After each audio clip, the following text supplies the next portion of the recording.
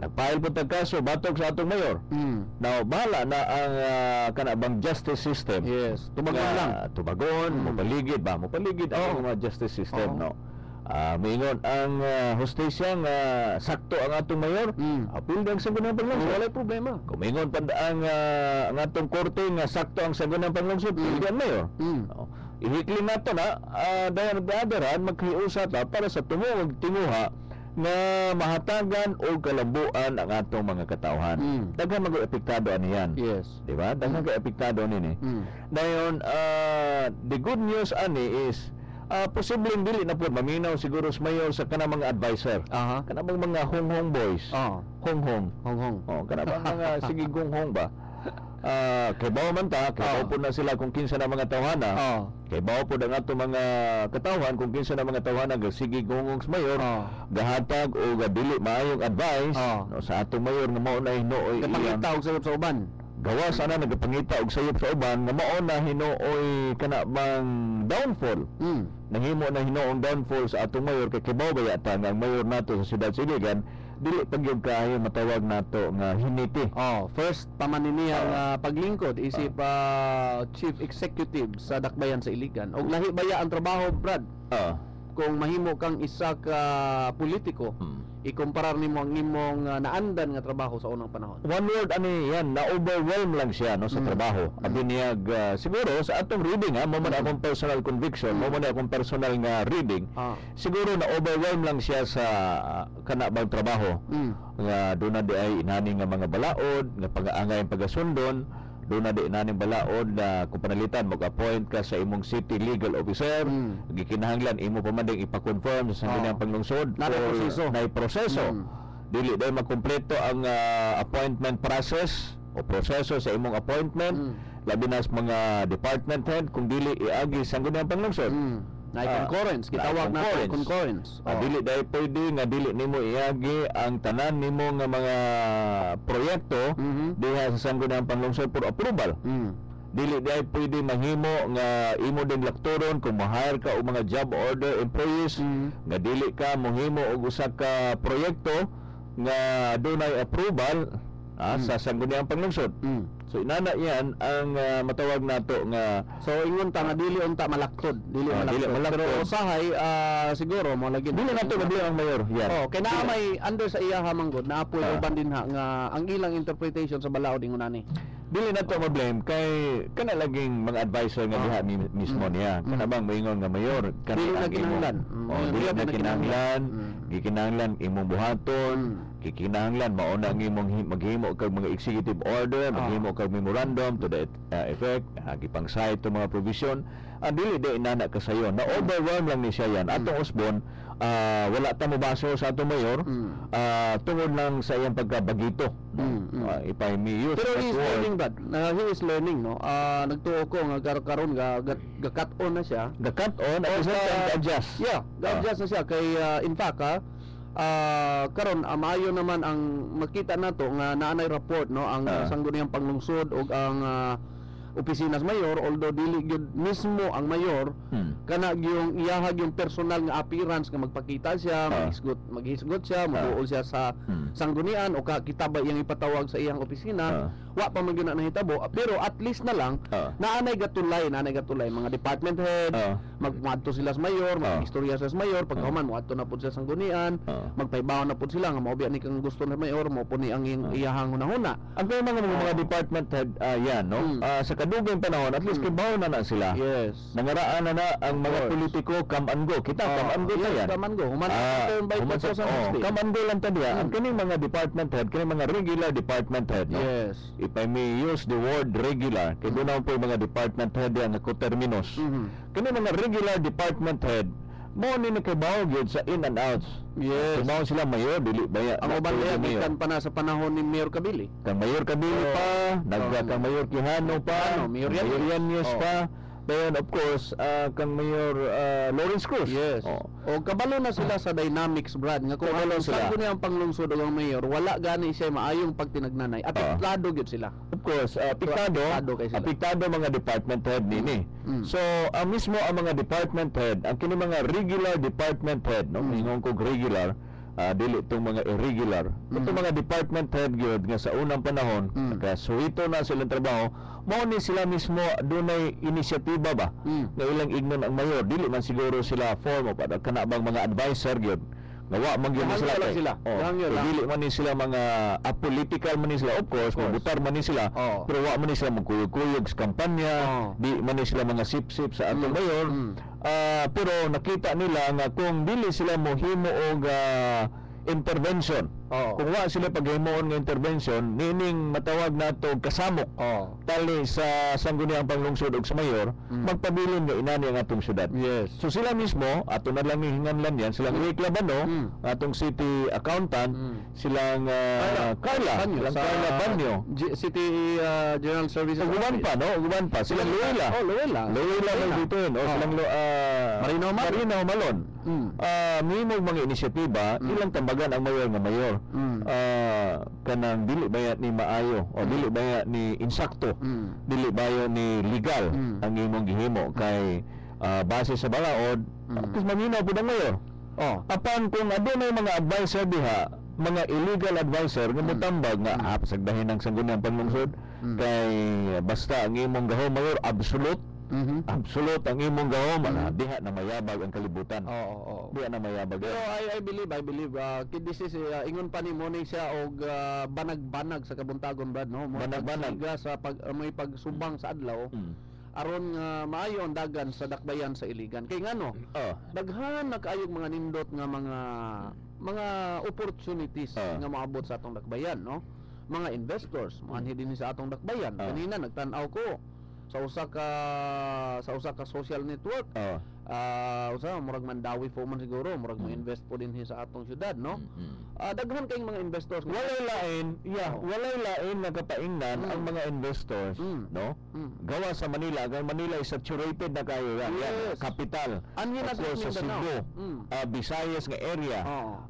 Walay lain kapaingnan kung moanhi gyud sila sa Mindanao. Ang Mindanao, humang nagpinirmahay na gani katong ningon to mga Japanese mga investors na ako'y nakita sa nabasahan sa national newspaper nga ang ilang focus karon sa Mindanao kay human nga nagpirmahay na og kasabutan ang IMAILF o GRP panel ang Philippine government. Nakita nilang kana bang unused, untapped nga resources na adto sa Mindanao. Now, the food basket of the Philippines gikan dinhi sa Mindanao. At the same time, Brad, we are rich in natural resources o mga mineral resources.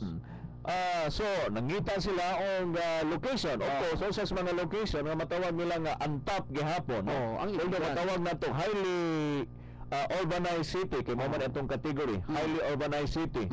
Ang Iligan City, tungod kay naadiri ang atong planta sa Puthaw sa unang panahon nga we hope nga makabangon na siya yan. So, daron kanagani Brad, nakita na to ang interest karon sa sangguniang panglungsod ug sa mayor usa. Og ingon man usab sa atong Congressman Bart Belmonte. Mao gyapon the same statement nga gisulti ni Congressman, naa gyapon siya paningkamot dito sa kauluhan kabahin unsaon nga mahatagan og pagtagad ang National Steel labi na kining gitawag og tax levy. Inani man guna hitabo yan nga kung doon na matawag na tog unity panaghiusa, sayon kay kabuton, Pas kayo. Dili punta gustong mabiyaan, no, sa ubang mga syudad. Dili punta gustong mabiyaan sa ubang mga lalawigan nga ma-leave behind ang Iligan City tungod aning kagubot, kagulian, kasamok, no? So, move on na ta. Onya magbulag-bulag maghapon ta sa 2016 ato lang nang ihilin sana lang sa napay duha ka tuig, no? Pwede pang mubawi. Mao gyud. Pwede pa mubawi gahapon adlaw, Brad. Kay gahapon adlaw gideklara man gyud nga naa na di ay gitudlo ang atong mayor nga maoy mag-manage unya sa Drug Treatment and Rehabilitation Center, no? Good news na. By the name of Dr. Sagi, Ray Sagi siya mag manage unya diha sa atong Drug Treatment and Rehabilitation Center.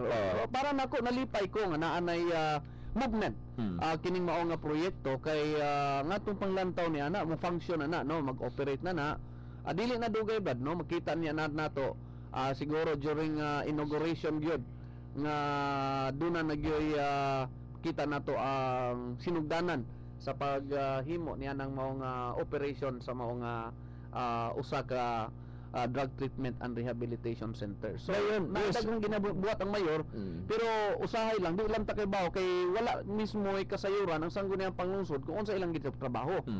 Mayo unta na kung naalagi mo lagi ingingon nimo kung naalang gid untay communication linya open, like for example under sa imong committee sa housing pwede man kaniya matap kaniya yung councilor Anghay mo ni karon ang trabaho nato dinhi sa atong housing tabangi kuno si Riroque para madali ning atong trabaho di ba mas dali unta mas maayo unta ang agi dili man ganita mimitar sa mga housing board anyway naman to. pero basig karon mausab na yes yan. So inana no nga mga punto dayon kaganina nasundan nato si Kuya Ramil Imburong. Nangutana sila kining panagiusa sa sangguniang panglungsod og sa mayor mao ba ni ang panagiusa aron mabawi ang IDPP. Illegal diesel power plant. Mingon ta nga oo, gikinahanglan. naghimo naman kag resolution Doon naman tayo resolution ni Ana requesting the city mayor nga mohimo og mga legal procedure. Mo-initiate og mga legal procedure. Of course, mingon tag-initiate legal procedure kay legal battle man niya. Nga naa diha sa ang atong city legal officer. Dili pa maguna malihog sa city legal officer kay wala pa manggid tay duly kana bang designate o appointed nga city legal officer. Dili pa man na si Attorney Benedictus, dili man na siya mo'y city legal officer nga duly concurred and duly approved sa sangguniang panglungsod. So dili siguro na malihok no sa city legal office. Apa naghimo na tag usa ka resolution may tungod niyan address sa atong mayor no sa Siyudad Siligan nga mo initiate og mga lakang aron sa magbawi sa may legal basis. Mingon sila nga ang sangguniang panglungsod mitugot mo nga ibaligya anya pagkahuman inyong mutugot na pod mo nga inyong bawion unsa man ni laban bawi din Mingon ta nga doon naman god sa unang panahon sa dihang giaprobar sa sangguniang panglungsod ang nasangpit na otoridad na ibaligya ang IDPP with the condition na una brownout free na ang illegal city wa na tay kanabang kuan ba kanang wala na tay brownout yan apan despite nga aduna na tay stable na supply sa kuryente di na to magya-approve brownout na paghapon Brad no so di na problema kulang pausahay ang supply labi na dinha sa paghatag sa NGCP nganong kulang man of course kulang ang supply mao man ta sa kanang law of economics ba law of demand and supply nga daas kayo ang demand ubos kayo ang supply kung mingon tag supply ang supply manggod sa Mindanao karon is hydro based o hydropower based but pasabot nini nga ang supply sa kuryente dinhi sa kinatibuk ang bahin sa Mindanao nag-agad kini sa Agos o Pulangi hydroelectric power plant. Now kana nga mga area kaning duha no Agos hydroelectric power plant ug ang kining Pulangi ubos kini sa National Power Corporation dili naman sufficiente dili naman enough dili naman paigo ngadtos demand sa ato mga katawan sa Mindanao adunay deficit more or less 798 megawatts no kung ako masayop sa akong figures dako kay Brad 798 megawatts ang deficit sa Bohol, Mindanao katibukan sa Mindanao kinatibukan sa Mindanao ang Iligan City yan ang atong total demand for power kada adlaw 35 o 35 megawatts. Kada adlaw. But pasabot 35 mao na siyang peak demand. Magdungan tag peak load. Magdungan ta og pasiga sa atong kuryente, magdungan tag on sa atong TV, magdungan tag tanan no mga appliances. So peak load demand 35 o 35 megawatts. Now pila gi supply sa atong National Power Corporation kulang kayo yan gamay kayo more or less nas mga 20 ra no 19 to 20 megawatts sa ang supply sa National Power Corporation din nga musulod ang IDPP. Now mingon man ang IDPP okay ibaligya ninyo sa kondisyon mingon ni among ibaligya sa kondisyon nga dapat na allocation doon na standby reserve ang Iligan City kung gikinahanglan kulang ang among konsumo kulang ang among supply no kay taas ang among konsumo so inana yan so tuod ana nga mga background o violation mga kaigsunan mingon ang sangguniang panglungsod dunay violation sa atong TOR, Terms of Reference. Tungod kay dunay violation sa Terms of Reference, ang sangguniang panglungsod pinagi sa atong Vice Mayor, pinagi usab sa atong Chairman sa Committee on Energy, nihimo sa ka-resolusyon nga nag-awhag sa atong Mayor nga mo-review, mo-revisit aning TOR o nag-awhag kaniya nga muhimog mga legal procedure, legal proceedings, kung aduna ba'y matawag na to breach of contract. No? Nga mamahimong legal basis nga mabawi ang planta sa illegal diesel power plant. No? Ginaot nga masabta na yan. Yes. Sa ato pa, ang bula karon ana sa opisina sa Mayor, magulat lang ang sangguniang panglungsod niya na maigsoon kung unsa nay aksyon nga buhaton ang atong Mayor kabahin ini. Mamisinterpret usahay ang sangguniang panglungsod. Ang sangguniang panglungsod na trabaho yan, mao lang ang pag-legislate. Yes. No? Paghimo og mga balaod. Now, dili necessary tungod kay si Councilor Bayani Ariula mo ay chairman sa Committee on Drugs and Abuse, siya na mismo mo ay mangunay sa pagukod sa mga drug pusher. Dili pwede na. Mo lagi. Mag-legislate naman kaya. Panalitan si Councilor Providencio Bong Abragan Jr. nga mo ay chairman sa Committee on Traffic. Dili pwede na si Councilor Bong Abragan manaog sa iyang opisina, manaog sa iyang sakyanan, o mag-traffic diha sa kadalanan. Trabaho na sa atong executive department. Kung may trabaho na sa executive department, trabaho na sa atong executive department dako nga opisina. Na diha ang traffic management office, na diha ang drug abuse center, na diha ang city administrator, na diha tanan. No, halos na diha tanan. Ang trabaho sa sangguniang panglungsod mao lamang ang pag-legislate. Yes. Pananglitan kung traffic kaayo ang siyudad sa Iligan, dili pwedeng mabasol nato sa Councilor Abagan. Kung pananglitan adunay dagan nga mga illegal terminal, dili pwede na mabasol nato sa Councilor Abagan kay maghimo raman na siya o mga resolusyon o mga ordinansa naa ang pag-execute sa balaod niya na sa atong executive department. Yes. Di na mag-misconception na niyan. Abi manggod nila brad nga panahon gani nga adunay problema atong syudad ugon sa atong komitiba kita mo hinungdan. For example, wala po'y tubig. Si Councilor Ariola na ano po'y tubig atong syudad. Ang chairman's committee on water nga si Councilor Ariola mo ay basulon. Dili sayot na siya yan. No, sayot na siya ng mga punto. Although matawag na ito, partly ma-blame gyapon, pero dili siya mo necessary nga ma-blame gyapon. No? Kay despite na maghimo kag mga balaod, despite na maghimo kag ordinansa, kung dili ni tumanon sa pag-execute, kisa may mo-execute ani, mao man ang executive department. Bisan pa mag-og isa ka gatos ka resolusyon ang ipanday ni Councilor Ariola, bisan pa man o 200 ka traffic ordinance ang pandayon ni Councilor Bong Abagan, bisan pa man 300 ka resolusyon ang ipanday ni Councilor Ariel Angay nga mo chairman sa Committee on Energy aron sa pagbawi sa IDPP, apan kung dili kini i-execute, kung dili kini tumanon, awa gyapon silbiyan. Dili gyapon mahitabo. So mabitaw balikan natong IDPP, naghimo na tag resolution. Resolution urging the city mayor to initiate legal procedure, legal proceedings, to review baka sa kontrata kung wa bay breach of contract na hitabo nini nga mamao niya mamahimong legal basis sa pagbawi sa IDPP. Tingali na anay mga pagtuon niya na karon dad. Nanay mga pagtuon ang gibuhat sa atong opisina sa Mayor.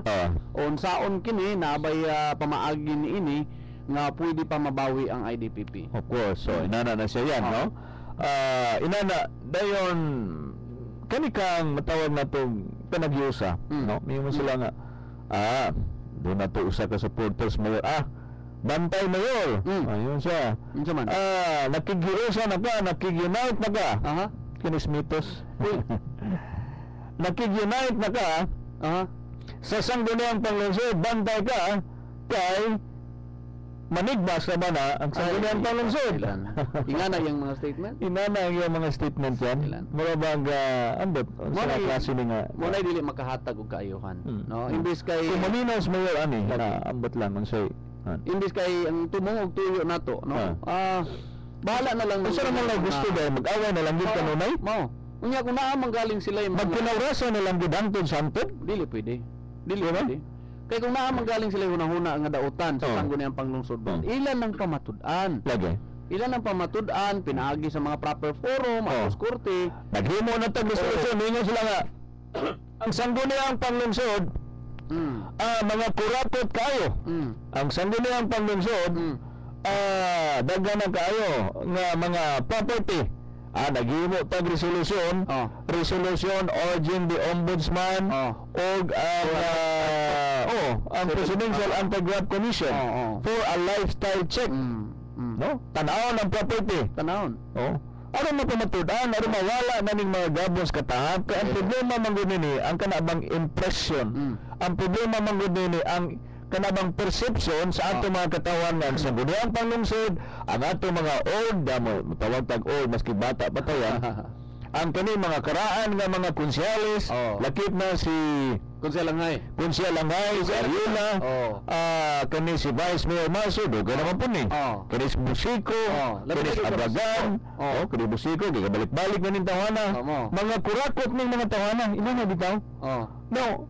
Dili, sayon kayo na istorya yan. Yes. Sayon kayo na istorya. Magbitaw nga, sige, maumang ka na ang inyong pagtuo, di mag-lifestyle check ta.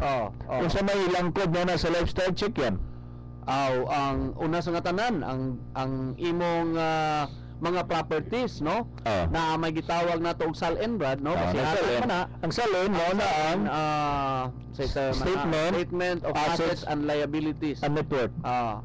So, dahil mo assets, kung sa imong pagka-opisyal, unsa ba? Nisaka ba ang imong income o labaw ba sa imong kinitaan kada bulan sa imong sweldo? Diha na makita, Brad, no? Lifestyle, mausab na imong lifestyle, no? Sa una siguro unsa? Sa una siguro, sa unang panahon, kuan lang ka kanang matawag nato gaabang lang kag balay.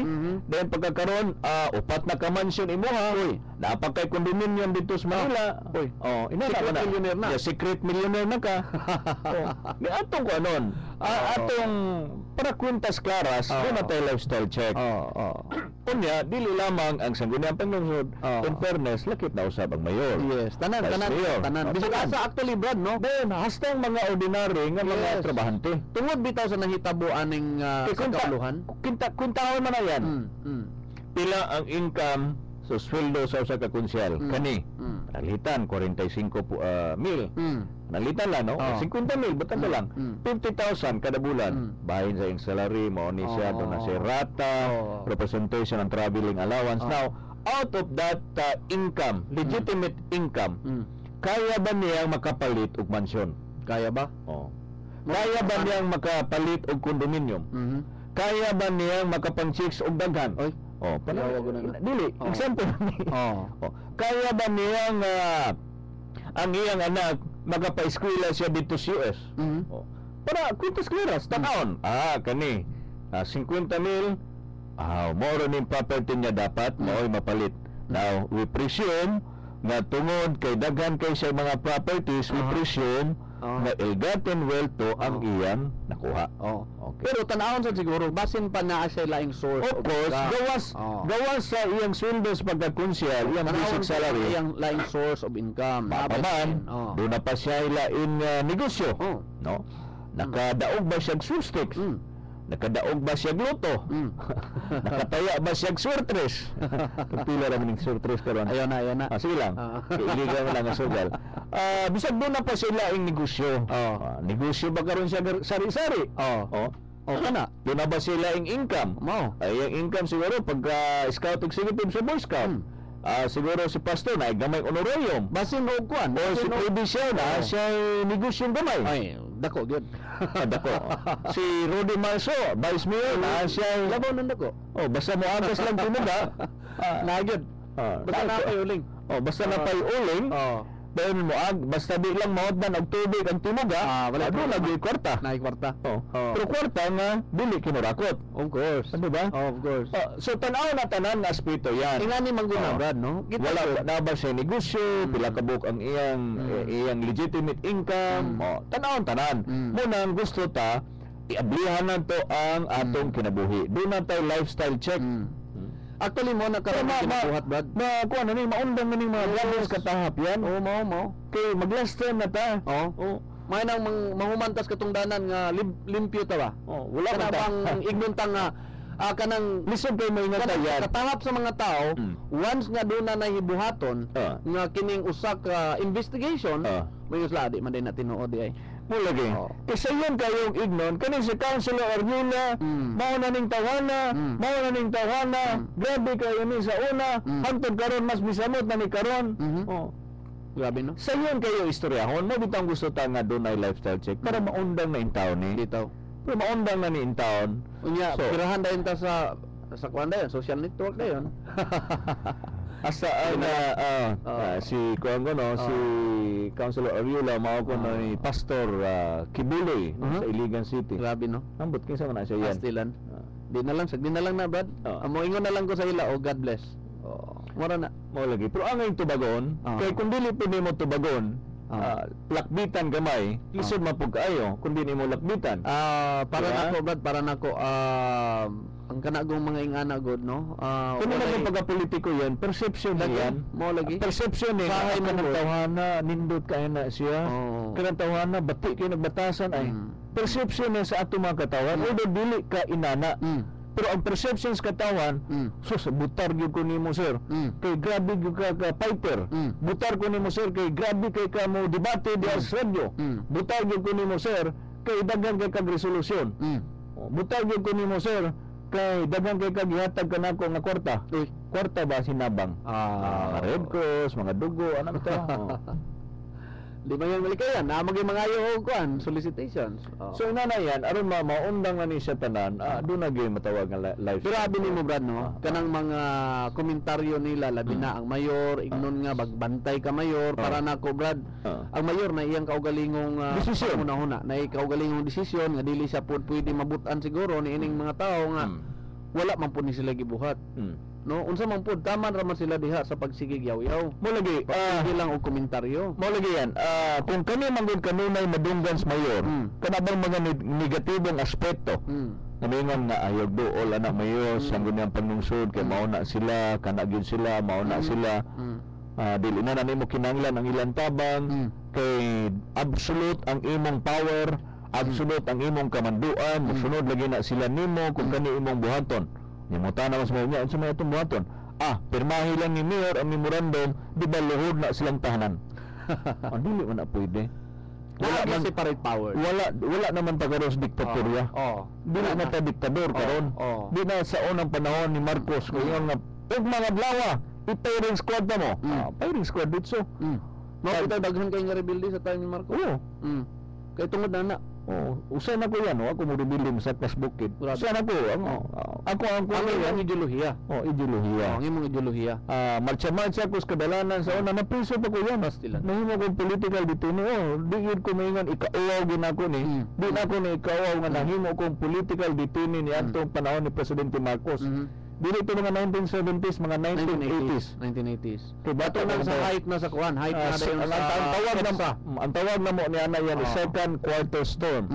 Kung sa unang panahon din ay first quarter storm, katong FQS, katong panahon mga 1970s, katong mga KM, kabataang barangay. Sa second quarter storm na gitawag nga LFS, League of Filipino Students. Apil-apil ni sa unang rally, marcha, halos kada adlaw. Kanundong ko ana. Second quarter storm, ang tawag namo na in fact nahimo kong political detainee sa unang panahon daghay mi rebelde tungod ni ana nga sitwasyon. Mao lagi. Apan karon lahi na. Dili na to mo ingon nga sige. So karon at least in the creation of the local government code, mao na ni siya Brad ang mo hatag mo set og standard kung unsaon pagdumala ang isa ka local government. So manginaot no, kadungog man gyud ang opisina sa mayor karon, appreciate po nato ang iyang mga liho karon no nga. Naminaw na sila Melchor, naminaw sila Antonio Benedictos, naminaw na sila ni Sumaoy, naminaw na makita man na. Wala personal wala personal. Pero kung naamang galing mga igsoon no sa pananglitan on the case sa sangguniang panglungsod, nga pananglitan na apoy dili mauyonan pananglitan sa sangguniang panglungsod sa mga move sa mayor, dili lang na i-misinterpret. Kaya nga no, ang sangguniang panglungsod is an independent body.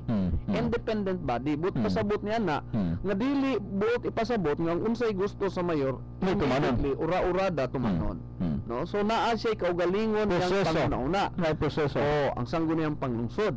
Especially nga ang tanan nga mga resolutions and ordinances nga buhaton sangguniang panglungsod, kung pananglitan wa pud mag-agi sa insakto, kita mismo we can be questioned and sanctioned sa mga sayop nga mga pamagi. Pananglitan, iyayahay na siya. Diha mismo sa gunang panglungsod, lahi-lahi na siya og direksyon, lahi-lahi ni og panguna-una. Pananglitan, kami ni Councilor Bayani Ariola, although parihami, last term, parihami nga nag-anawan sa radyo karong buntaga. Pero pag-abot din sa session, doon ay mga time, nga magdebate pamagani ni Councilor Ariola. Of course.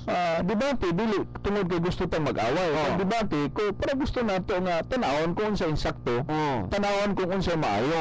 Debate, alang sa katarungan. That is the process of parliamentary. Pananglitan, si Dr. Rubial o si Atty. Busico, Councilor Busico, sa unang panahon nagdaga nag-mayor si Busico, Vice Mayor si Rubial, dayon sa dugay panahon, ligid-ligid sa panahon, nakonsehal sila, nabalik na si Busico, nabalik na si Rubial, apan kumpare pa gina sila, apan naglalis na. Nagginisiay nagpapil diha sa wala sa gunang panglungsod. Ingana ang dili pagbuhi sa demokrasya sa sangguniang panglungsod. Dili necessary nga parehami og political party ang nagkauyon ni tanan. Dili panahon nga maglalis mi. Of course. Dili panahon nga maglalis mi ni Councilor Busico, ni Atty. Busico, buhi pa man si Atty. Busico maski pag inyo nang pangutan-on. Sorry kayo. Nabiyahe ba ka? Sorry kayo, Chip. Buhi pa man sa Atty. Busico. Kanang mga tao nga mga to sangguniang panglungsod, but makaingon gyud sila nga alive gyud ang sangguniang panglungsod karon. Kanang lahi tag mga kuan, lahi siya og kining tanang mga membro karon, no, gitagan mig tag sa komitiba ug among gitrabaho nga among mga komitiba, pero when it comes to decision makings, nausahay dia ang pagbangga sa mga prinsipyo og mga hunahuna. So pananglitan, si Councilor Manny Salibay, buhi pa mangyapon ng tungana. Sa unang panahon, basigi migkuan na first few months, first few days sa atong session. Bangga gyud. Sige, migbangga. So, nagtanaw na ako, doon na po yung idea, si Councilor Manny Salibay, doon na po yung idea. Ayaw lang kubuti. Hindi ko nakubutan sa Salibay, Councilor Salibay. So, inagyapon ang dynamics bitaw yan. Yes. Wala necessary nga. Pag ingon na to, yes na na, hindi na pwede. Yagi nagdebate, yagi nagmatawag. Amang gani panahon nga, dili mo yes ang mga membro mo, walk out mo gani. Napagani panahon nga mo abstain. Abstain. Kaya dili man tanan, no, magkayusa. Tinod na. So magkita-kita tayo niya, Brad? Yes. Wala tayo oras sa atong turumanon. Kasayuran sa katawan. Session karong hapon. Dinaot ng atong mga katawan. Bisita dito. Makita sila unsay dynamics. Unsa kagwapo ni Kunsel lang hay. Basta ka matawag nato ang dynamics diya sa atong hawanan sa Sangguniang Panglungsod kayong demokrasya. Of course. Kanya hinaot nga magpabilin, magpadayon ang matawag nato dili pa nag-iusa, no? Official pero mga panahon na ang nasugdan nga pagkonektar between sa sanggunian og sa chief executive. Batot pa sa atong Vice Mayor sa yung speech kagahapon adlaw hinaot nga dili kini mao'y sinugdanan lamang apan magpadayon gini sa continuing process sa panagiusa sa executive and legislative department. Wala tayo oras, kaninyo mga higalas, kanginan, City Councilor Ariel Parinio Anghay. O City Councilor Pastor Bayani Ariola. Salamat, may bunda, Giligan. God bless, Iligan.